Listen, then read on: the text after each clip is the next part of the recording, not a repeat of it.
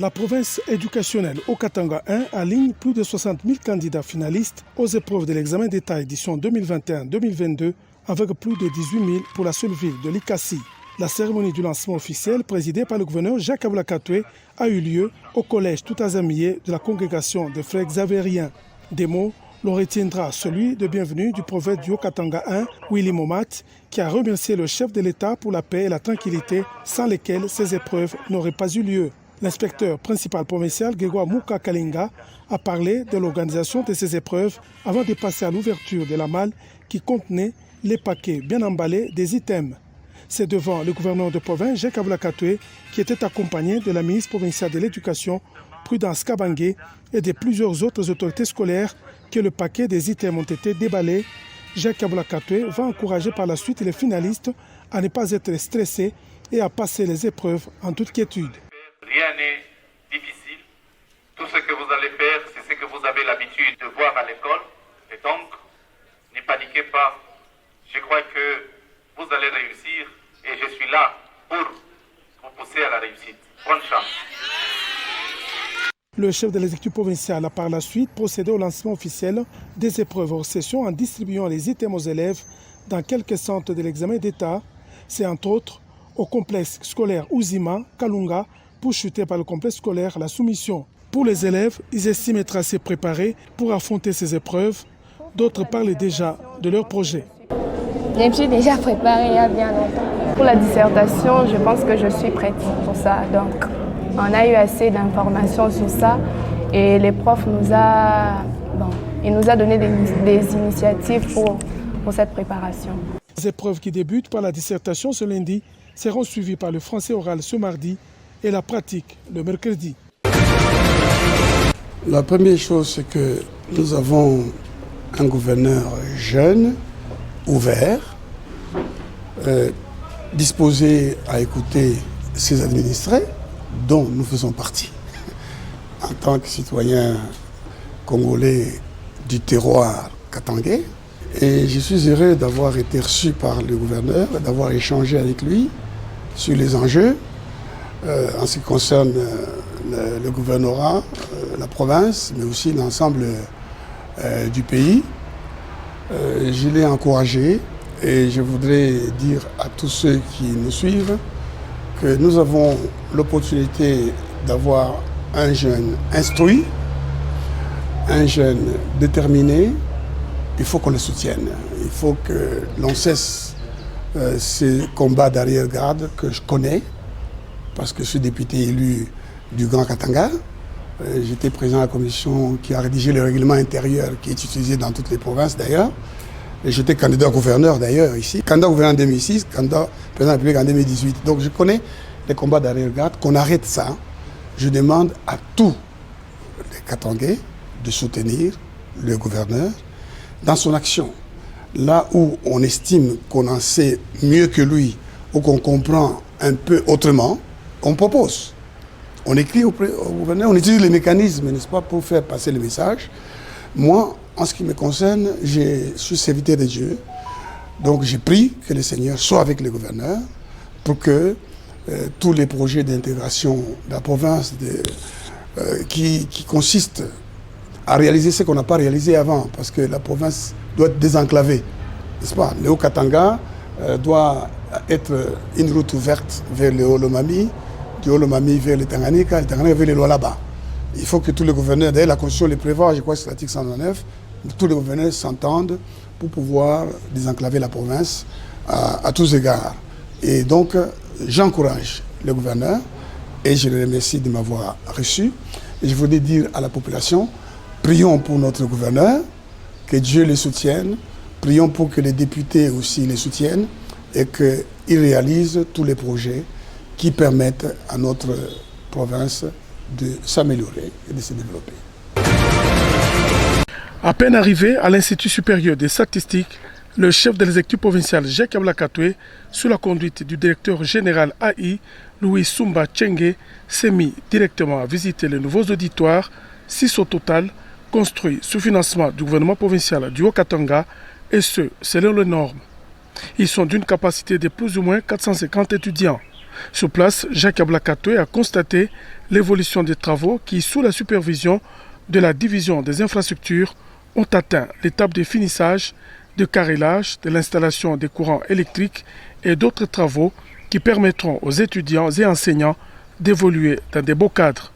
Les étudiants ont pour leur part rendu hommage au président de la République, Félix-Antoine Tshisekedi, et à l'autorité provinciale Jacques Ablakatoué pour leur amour envers les étudiants de l'Institut supérieur des statistiques avant de soumettre leurs doléances à Jacques Ablakatoué, notamment l'asphaltage de l'avenue qui mène à l'ISS. Nous, jeunes Congolais, étudiants de l'Institut supérieur des statistiques de Lubumbashi, encourageons et félicitons l'acte posé par le gouverneur de la province, son Excellence Jacques Ablakatoué Wandani. Nous profitons de la même occasion de demander que la partie de l'avenue menant vers les sites Kilobé-Lobé soit asphaltée, électrifiée et mettre en disposition un bus pour le transport des étudiants. L'apport du gouvernement provincial à cette institution universitaire va lui permettre de revivre et lui donner la capacité d'atteindre son effectif de plus de 4000 étudiants comme dans le passé. D'où la reconnaissance du DG Louis Sumba Tchengue à l'endroit de l'autorité provinciale. Nous sommes vraiment soutenus par le gouvernement provincial. Nous espérons que bientôt les travaux vont prendre fin et que nous allons prendre possession du bâtiment et les étudiants seront très contents. Ça va booster un peu le développement des choses de cette institution. Les travaux des nouveaux auditoires construits par le gouverneur Jacques Ablakatoué à l'ISS seront bientôt remis aux autorités académiques de cette institution d'enseignement supérieur. Pendant 3 jours, les instructeurs envoyés par le ministère de la Défense nationale et des anciens combattants se sont entretenus avec tous ces séminaristes sous des sous-thèmes ayant trait au respect des droits de l'homme dans la lutte contre la violence sexuelle.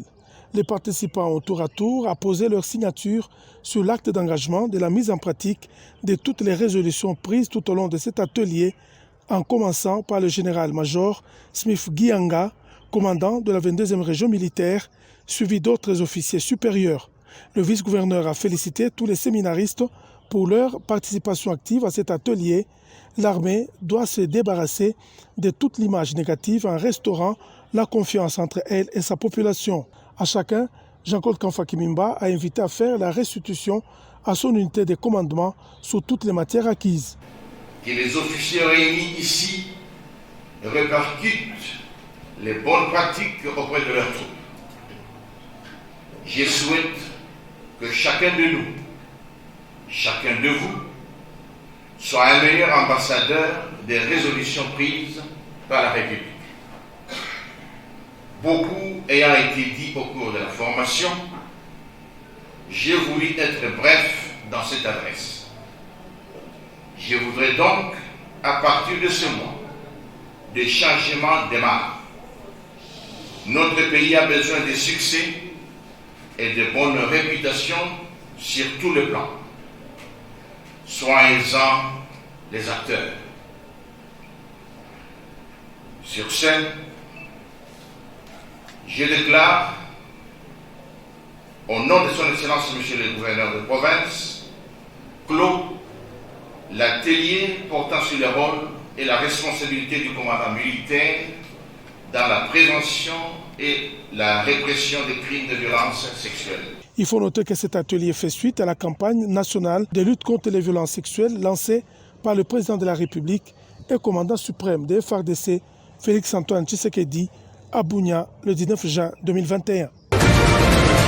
Au menu de l'entretien ce vendredi 27 mai 2022 entre la ministre provinciale du Commerce Céline Kanyeba Munanga et le consul général de Tanzanie à Lubumbashi, Célestine Gervas Kakele, les échanges commerciaux entre la Tanzanie et la République démocratique du Congo en général et la province du Haut-Katanga en particulier. Kwa tumekuja kuzungumza mambo ya biashara, kuona namna gani tunaweza tukatumika pamoja kuwawezesha bakomesa wakongomani na Watanzania wakamate maprodui kutoka Tanzania kuja Kongo, kutoka Kongo kwenda Tanzania, ili development ya watu wetu kupitia mambo ya biashara iweze kwenda yuru. Imekwenda vizuri sana na kwa kweli naomba tena nimshukuru Mheshimiwa Waziri kwanza kwa kukubali kuniona. Compte tenu de la situation en Ukraine qui risque d'impacter sur la production des engrais agricoles, le diplomate tanzanien a rassuré la ministre que la Tanzanie, son pays, peut combler ce manque.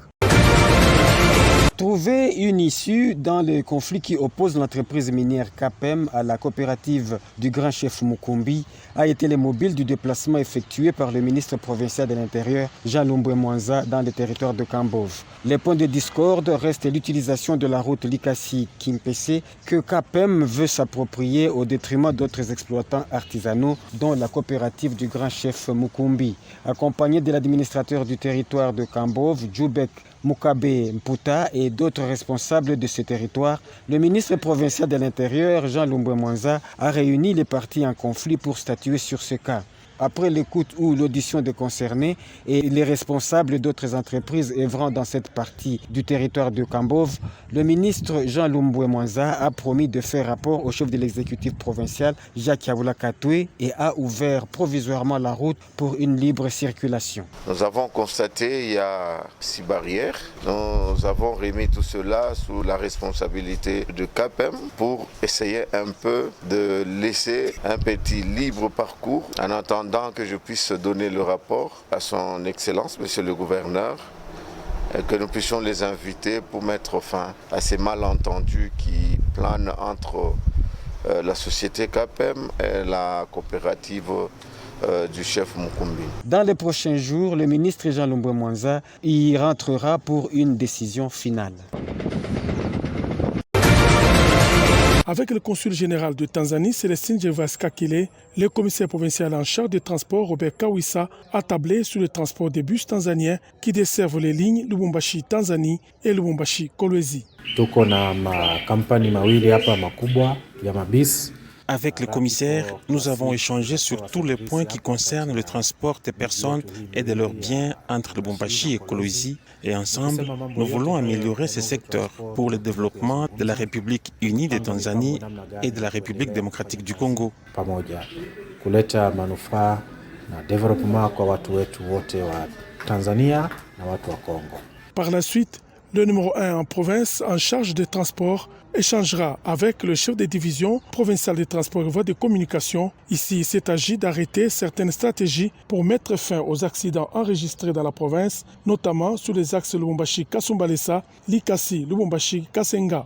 Ce que la commission fait, ça entre dans la politique du chef de l'État, dans la politique matérialisée par le gouverneur de province, pour sécuriser les usagers de la route. Donc c'est à eux de se donner un peu de civisme en respectant le code de la route, et vous verrez que nos routes ne seront pas de cimetières, nos routes ne seront pas où les gens se donnent la mort facilement. Hein? Donc c'est juste le respect de la loi qui compte, et nous, quant à nous, nous sommes là pour réguler, que les gens ne prennent pas ça comme des tracasseries ou comme... Non, non. C'est juste là, ça se passe partout au monde entier. Le contrôle de la vitesse, c'est partout. Quand vous traversez de l'autre côté de la frontière ici, vous verrez qu'on fait le contrôle de la vitesse. Et ici, chez nous, nous le faisons aussi. Et c'est ce qui manquait d'ailleurs. C'est ce qui manquait. Mais quant aux petits problèmes, nous allons réguler ça et mettre de l'ordre et la discipline. Le chef de division provinciale des transports et voies de communication, Eric Nongandai, était accompagné de la directrice provinciale de la CNPR et d'un représentant de la PCR Lubumbashi. Dans un avenir très proche, toutes les villes de la province du Katanga seront desservies en énergie électrique, un souhait du gouvernement provincial qui se concrétise. La commissaire provinciale en charge de l'énergie et des hydrocarbures s'est rendue ce mardi 24 mai 2022 au poste haute tension répartiteur Caravia pour voir le matériel électrique que la coopération technique belge Enabel a mis à la disposition de la Société nationale d'électricité. Ces matériels viennent en appui à la SNEL dans l'objectif de servir toutes les villes du Haut-Katanga en énergie électrique et mettre fin aux coupures intempestives du courant électrique, a dit Cécile Kalaba, commissaire provinciale à l'énergie, après avoir visité également cette station haute tension sous la conduite du chef d'exploitation. Nous sommes en train de réceptionner, là c'est le premier lot, il y aura un deuxième, un troisième, ainsi de suite, pour que la population soit enfin dans la lumière, qu'il ait de l'éclairage un peu partout. Justement, le matériel ici est venu en renfort. C'est pour, n'est-ce pas, renforcer ce qui existe déjà. Oui. Pour essayer d'éviter justement cette histoire de délestage, de coupures intempestives. Alors, ce matériel vient en appui. Donc, dans les tout prochains jours, il n'y aura plus de délestage. Des poteaux, pinces, connecteurs, consoles, câbles et autres accessoires font partie du matériel réceptionné pour ce premier lot. Il était question de tous les problèmes fonciers qui se passent à Lukangaba, dans la cité de Sakagne. Donc, il y a des gens qui se plaignent. On est en train de spolier les terres là-bas, sans forme ni procès. Alors il était question de se mettre d'accord autour d'une table avec Madame le commissaire pour trouver des solutions idoines à ces problèmes.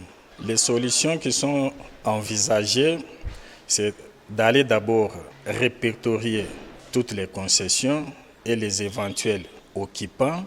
Par la suite, puisque beaucoup de gens là-bas n'ont pas de documents, par la suite, établir des documents pour les sécuriser. Comme ça, il n'y aura pas de problème de spoliation. Donc, il faut d'abord commencer par sécuriser toutes les terres qui sont là-bas, occupées par des autochtones, ou même ceux qui avaient acheté auprès des autochtones. Ce n'est pas chef de poste, la situation là qui a fait un malaise dans notre division. Il s'agit d'un poste de la brigade cadastrale qui n'existe même pas. Ça existait dans les temps lorsqu'il y avait une seule division provinciale. À l'intérieur, il y avait des brigades cadastrales. Pour le moment, comme chaque territoire, chaque ville a sa circonfoncière, donc ça n'existe pas. Donc cette histoire-là, Madame le commissaire va parler avec la hiérarchie à Kinshasa pour voir comment annuler tous ces papiers qui sont venus de Kinshasa.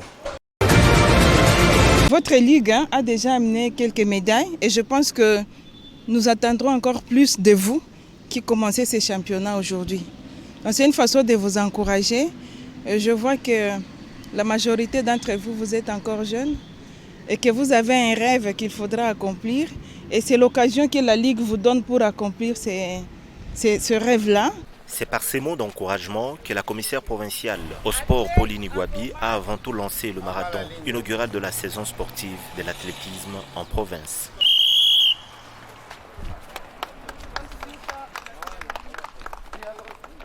Une représentation des athlètes filles comme garçons ont parcouru 10 km à travers la ville de Lubumbashi.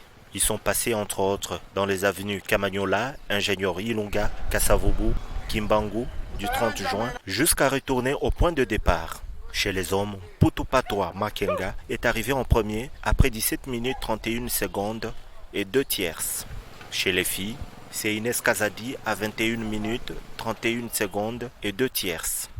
Et à la fin du marathon, la commissaire provinciale au sport Pauline Igwabi a lancé le championnat provincial d'athlétisme. Grâce à l'accompagnement, ou mieux l'encadrement du gouvernement provincial, nous procédons au lancement du championnat provincial d'athlétisme, une des disciplines sportives qui non seulement font la fierté du Haut-Katanga, mais aussi ramènent plusieurs médailles et trophées lors des compétitions nationales et continentales. Je lance ce championnat provincial, à l'issue duquel les champions représenteront la province aux prochaines compétitions nationales et continentales. Ce championnat va se dérouler tour à tour à Lubumbashi, Likasi, Kolwezi et Kasumbalesa. Les meilleurs de la province vont compétir au niveau national et international.